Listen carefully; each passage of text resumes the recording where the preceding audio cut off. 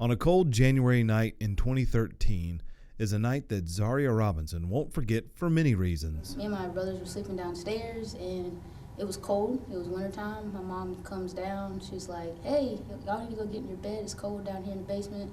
So we did, and we went back to sleep, and then like an hour later, woke up, heard 7 gunshots to be exact. 3 men forced their way into her home and killed her father, Shannon Jenkins. Once the shooting was over, Zaria got she and her brothers to safety. There were a lot of deputies that showed up, and they came and talked to us, asked me what happened, and keeping my little brothers busy and not scared. One of those deputies was new to the sheriff's office, Deputy Brandy Werner. It was definitely a call to remember. You know, it's one of those that you don't really forget. Obviously, it's a little bit of chaos, you know, trying to put all the pieces together. You have,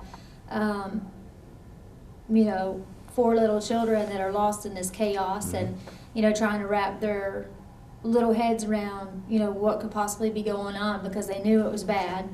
They were part of the experience. They viewed the experience. They had a perspective of it. I remember sitting on the couch at the neighbor's house, and she was just asking me what happened and making sure we were okay. And my little brother, he was 2 at the time. She gave him a flashlight to play with to keep him busy, and we just talked, and she just reassured me that it was going to be okay. But that little 13-year-old girl made an impression on Deputy Werner. She was just so strong. And I remember thinking, for that age, you know, and to have gone through that and to see that, you know, and she was strong for, you know, her family, and she was strong for her younger brothers, and brave. I couldn't have handled it with the grace that she did in that situation. And an impression was also made on Zaria. I remember telling her, like, when I get older, I want to have your job.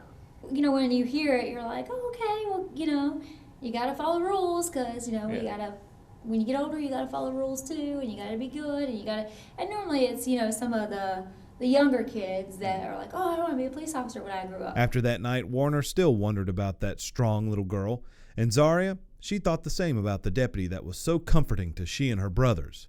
That's until one day when Zaria was 16 working at Zaxby's, and Brandy stopped for a quick lunch. And I remembered her instantly. I was like, I know you. And I thought about it. And I was like, oh, you do? I was in full uniform, working that night, working shift, just trying to get there before they closed, starving, been called to call.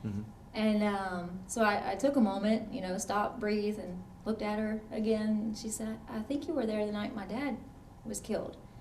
And I was like, oh, goodness, yep, you know, and it all started like coming back. During their short conversation, Zaria told Brandy once again, I never forgot, you know, the kindness that you showed, and I really appreciate everything that you did for us, and, you know, I do want to be a police officer. The years rolled by. Zaria graduated from Rock Hill High School, joined the Army, and now is in the Army Reserves, started college, and recently was hired here at the York County Sheriff's Office to be a deputy. One of the first things she wanted to do was to find Brandy Werner. When I get to the training center, I'm like talking, and I'm telling him, and Miss Evelyn gives me a yearbook.